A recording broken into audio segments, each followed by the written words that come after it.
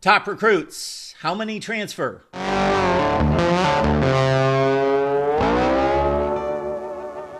Welcome into the Voice of College Football, everyone. Best discussion, debate, and analysis. Please like the video and subscribe. Check out what we've got here.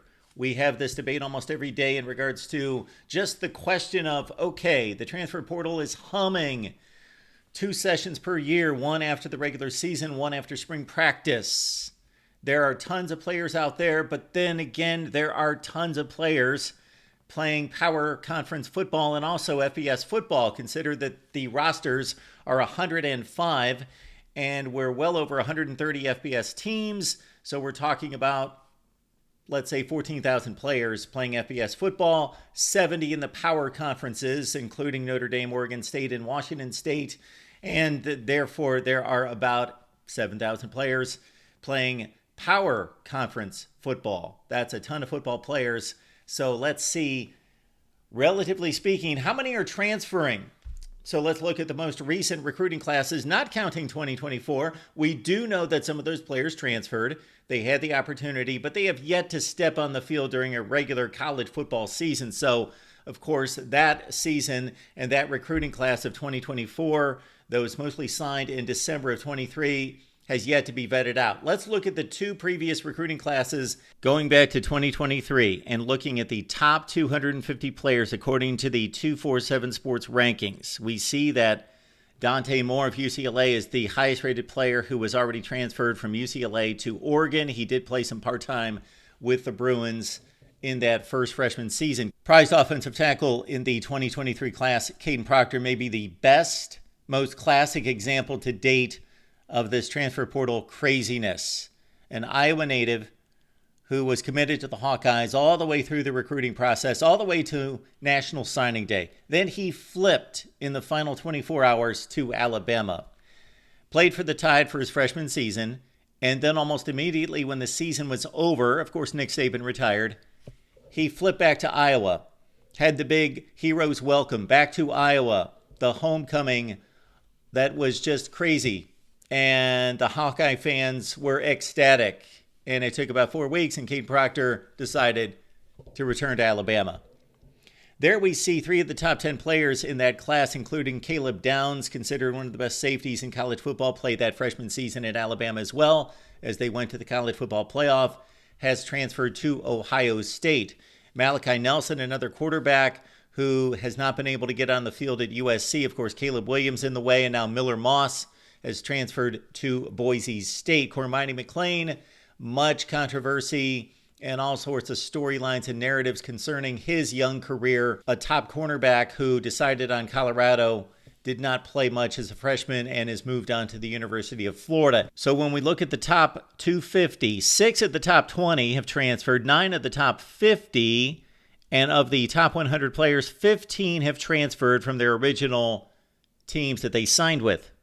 In total, 39 of 250 players have transferred from that class. That is 15.6%. And of course, they are just coming up on their sophomore season, so there's much time for them to transfer. And of course, those graduate transfers, if we factor that in, and that has been something that has been part of college football for a long, long time, will escalate these numbers considerably. Going back to 2022, the top 2 players in the nation, Travis Hunter and Walter Nolan, have transferred. Hunter, of course, of Jackson State. Deion Sanders, he followed his coach to Colorado, so that's somewhat understandable. Texas A&M was Walter Nolan's first choice. He has transferred to Ole Miss. In the top 10, we've got 3 total players, including wide receiver Evan Stewart, another defector from Texas A&M, moving on to Oregon this particular offseason. 5 of the top 20 players from this 22 class have transferred, 15 of the top 50, and out of the top 100, 38. Out of the top 250, the number is 86. 86 of 250 players have transferred from the 2022 class that was generally signed in December of 2021, so they've had about 2.5 years to transfer. So out of the top 500 recruited players in 22 and 23, 125 out of 500, that's a nifty little percentage right there. On the dot, 25%. That has been the estimate that myself and others have made in regards to the number of transfer players. Well, keep in mind that the numbers for 2022 are much higher than 2023. Why? Well, they've had another year to transfer and make that decision, of course. So 86 out of 250 versus 39 of 250. We would expect both of those numbers are going to increase. Of course, they can't go down. They can only rise. And then, of course, that 23 number we would expect is going to catch up with the 2022 number. I would expect these numbers to reach close to 50% of the class once we include the entirety of the careers and then also graduate transfers included. So is there any kind of trend in regards to what teams and what conferences are losing the most players or gaining the most players through the transfer portal? Well, one thing to keep in mind is that the likes of Alabama, Georgia, Ohio State, and on down the list, well, they place the most players in the top 250 in the nation. They sign the most, therefore they have the most players to lose. They also have the most competition for positions from high-level players, and therefore there's a lot of talented players that come into college football that don't achieve and don't gain on the depth chart as much as they anticipated. Therefore, they are more apt to leave. So it shouldn't surprise us which schools are at the top of this list. We would think maybe at first thought that the best teams in the country, the best programs, would be gaining the most players through the transfer portal, but they're actually losing the most because they've got the most to lose. And obviously, again, the competition is steep. It shouldn't surprise anyone to see Texas A&M on this list. They have picked up 2 of these top 250 classes. They have lost 11 for a net loss of -9. Alabama's number 1. Alabama's picked up 5 of these players, but they have lost 15.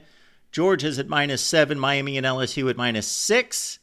Notre Dame at -5 as the Irish have lost 5 players out of these 2 recruiting classes of the top 250. They have gained no one. What schools have benefited from top 250 players leaving after 1 or 2 seasons? SMU, new to the power conference structure, leaving the American Conference to go to the ACC this year. They have gained 5 players. They have lost no one out of the top 250. Again, SMU not signing top 250 players. Then we've got Colorado, Arizona State at +4. We've got a group of teams at +3 that include some power conference teams and a very successful Florida State team, of course, that has picked up some rather elite transfer portal additions in the past couple seasons. Boise State, Florida State, Mizzou, Wisconsin, Mississippi State, and Louisville at +3.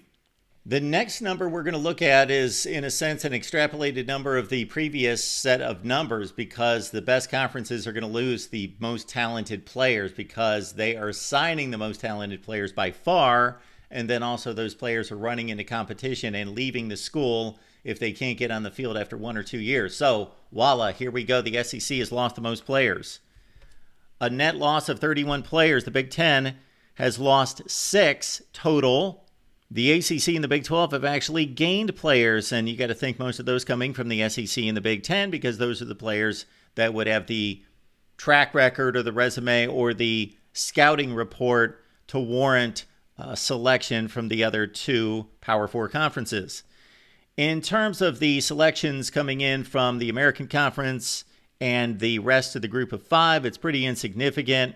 That one MAC gain is just exactly that. The MAC gained 1 player at Central Michigan, and they have not lost anyone. The Mountain West Conference at a +5 as well. And again, these numbers are extremely small because basically none of the top 250 players in the nation sign with the group of 5. It happens very rarely. What do these numbers mean? Well, they mean that right now 25% of the players in college football have transferred. And it's going up and up and up and up because, again, the numbers cannot decrease. They can only increase. And then we see the disparity between 2022 and 2023, and that's merely because of time. I do not expect in any way that just more players were disgruntled in 2022 to result in 86 leaving versus only 39 last year. It's just another year to make that decision to move to another school. So that's our first look. In no way an exhaustive look. We will continue to break this down. We will probably look at specific programs and go through the years, look at when the transfer portal really started. It's been in play for a long, long time, but when it really kicked in and the restrictions were lifted, and then look at those classes that could have left through the transfer portal, which would have started back in about 2018. Look at individual programs and see how they have gained and lost through the transfer portal. Our initial look at the transfer portal and how it's affected college football. Please like the video and share these videos out on social media. Subscribe, hit that bell for the notifications to know when we go live. We're excited to announce a big season of coverage here at the Voice of College Football, so be looking out for schedule changes and also our new X/Twitter launch on July 1st. So please follow us there as well. That link's in the description section of the video right here at the Voice of College Football.